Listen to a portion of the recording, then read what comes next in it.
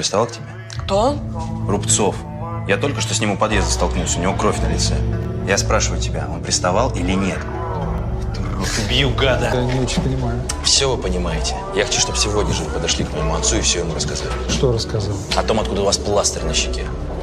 Саш, ты говоришь какими-то загадками.